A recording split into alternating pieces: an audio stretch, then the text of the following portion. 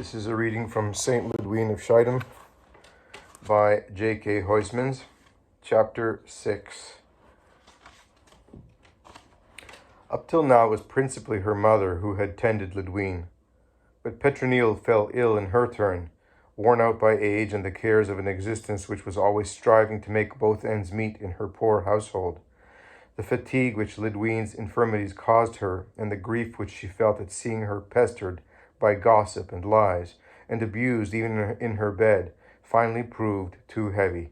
She took to her bed and did not again leave it, but she was conscious in knowing that she was dying.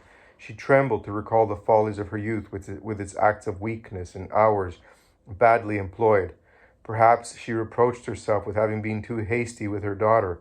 In any case, she confessed her fears to her and begged her to obtain mercy from the Saviour. Lydwine, who wept bitter tears while listening to her, consoled her as best she could and promised to gratify her as far as might be possible through the merits acquired by her long sufferings. She made this sole condition, that the dying woman should resign herself to leave this life and abandon herself in all confidence to the indulgent tenderness of her judge. Petronille, who knew what funds of grace her child possessed, was reassured and passed away in peace. But Lydwine, persuaded that she now possessed nothing, since she had given all to her mother, hastened to make up for her loss. She sold the furniture and the clothes that she could do without, and distributed the money to the poor. Then she decided that her bed was too soft, and sold it to her nephew and niece, who were installed as her nurses. She then ordered them to lay a plank, taken from the side of a barrel, on the damp floor of her room, and to cover it with straw, and this straw, which quickly became an abominable dung heap, was henceforth her sole bed. The task of moving her to it was, in spite of all their precautions, a terrible one. They had to bind her up in order that she should not break in pieces, and in raising her up they were forced to tear up the flesh which adhered to the sheet. She felt that even this was not enough, and in order to rub the skin raw, she obtained a belt of horsehair which she never took off. She was then 28 years of age. Winter set in, a winter so long and so intense that the oldest people never remember to have endured one like it.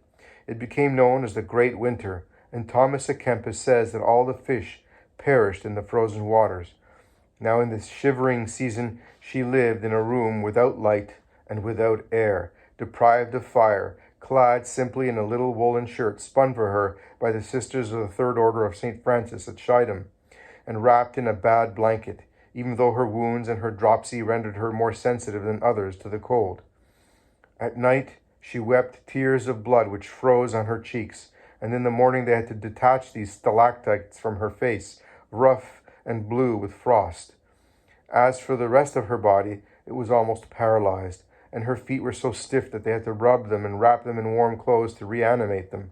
She continued, however, to live in this state, worse than death. There was rarely a sou in the house.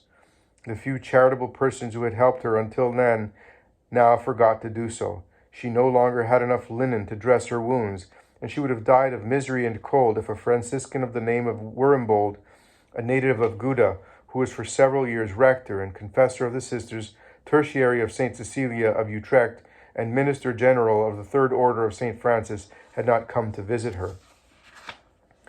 They each knew the other by a vision they had both had at the same hour on the same day when they were celebrating the Feast of the Annunciation, and from that moment this priest, who was a veritable saint, had desired to see her with his own eyes. He undertook the journey for this purpose, and found her in such distress that he burst into tears and was not able to speak. He gave her all he possessed, 30 Dutch pieces, that they might, at any rate, buy her a pair of sheets, and, indignant at the hardness of the heart of the people of Schiedam, he mounted the pulpit and reproached them in such a way that several persons whose zeal for this work of mercy had cooled, repented. And this good Werimbold did more than assure her of the necessaries of life for some time. He continued the lessons of Jan Pot, and pointed out to her the mystic way. He was a clever strategist in divine warfare. He knew how potent a fertilizer suffering is for the flower of the soul, and he admired the loving wisdom of blessed Tortionnaire, who always arranged that the griefs and he admired the loving wisdom of blessed Tortionnaire, who always arranged that the griefs which he could not prevent should be changed without delays into joys. There must have been some singular conversations between these two elect, and if one may believe a Kempis, they talked chiefly of their death. Werenbold hoped to be summoned to the future life after Easter, but his companion undeceived him. She assured him that he would linger until Whitsuntide, and indeed he died in the year 1413 on the vigil of this feast, on St. Barnabas's day. He, too, was a prophet, declaring that she must resign herself to endure yet a long time her lamentable fortune, for there remained as much for her to undergo as she had already suffered, and she survived him indeed for 20 years. She was present in the spirit at his agony. On the day on which he died, the Sisters Tertiary of Schiedam announced to Lydwine that they were setting out for Utrecht, in order that they might have news of Werenbold, whom they knew to be very ill. Make haste, said she, and throwing back her head, she let them understand that they too would be late. When they reached Utrecht that evening, they knew by the tolling of the bell that the saint had not deceived them. After the death of Petronille, her husband, old Peter, his son Wilhelm, and his two children, Petronille and Baudouin, relieved each other in tending Lydwine, but there was a great lack of skill now that the mother was gone. One accident after another occurred, which afflicted the poor saint still further. Her father's sight was failing. During the great winter, he had had the great toe of his right foot frozen, and had been obliged to give up his post as night watchman. This caused the return of black poverty. He would not, from delicacy of feeling, consume any of the alms which his daughter received, and so he lived only on scraps and odds and ends. At this time, Duke William VI, Count of Holland, passing through Schiedam with his wife, the Countess Marguerite, and several persons of the court, heard talk of the poverty of the saint's father. He had compassion and said to the old man, "How much does it cost you to live here? Name the sum, and in consideration of the virtues of your daughter, I will pay it to you." Pierre assured the count that 12 French crowns a year would amply supply his needs. Wilhelm paid them at once, and considering that the request was too modest, promised to double the amount if it became necessary.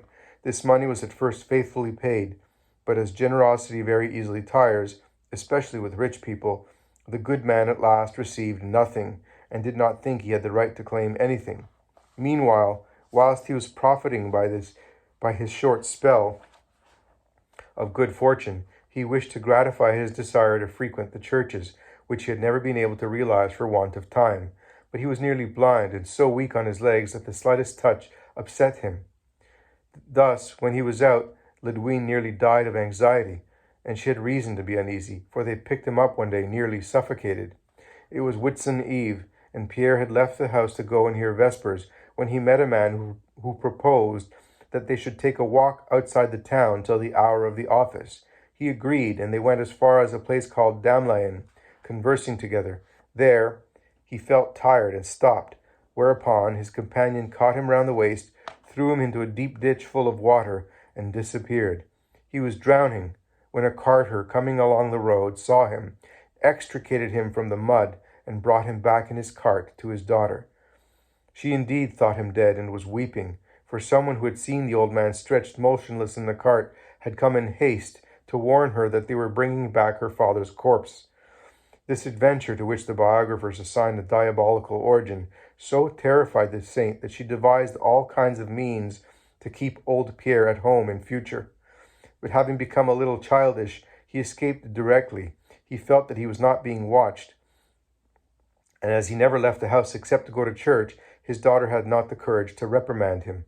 Indeed, he was more an anxiety than a help to her, and his son William does not seem, in spite of his good nature, to have been much more apt than Pierre in looking after Lydwine.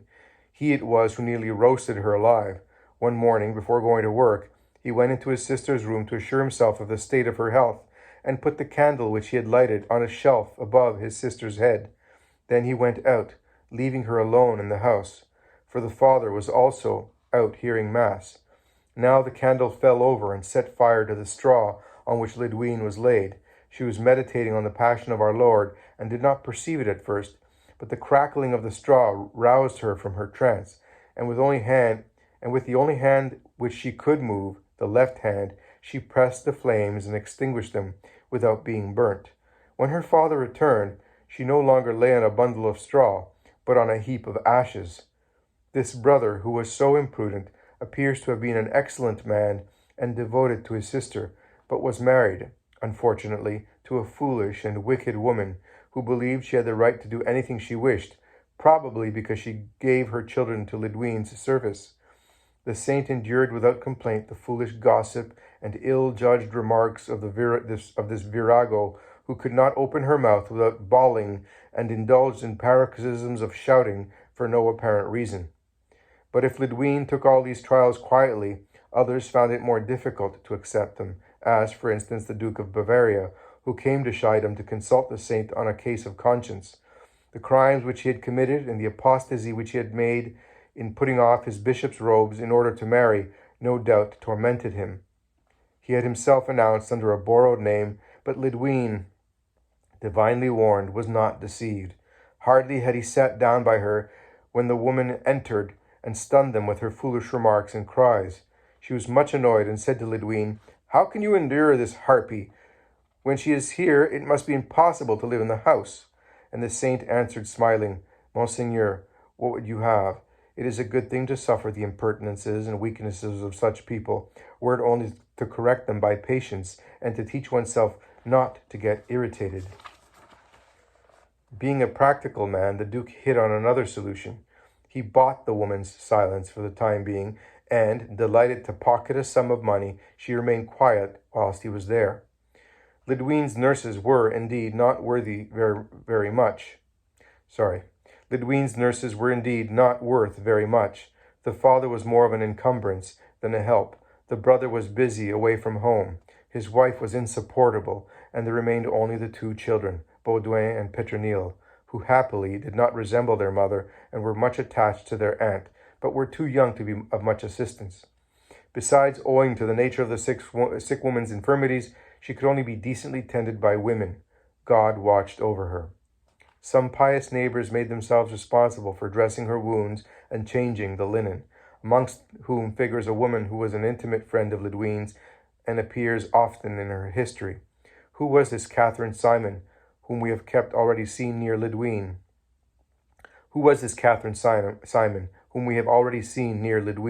When she was kept constantly in sight by the 6 soldiers, and who ended by living with her altogether?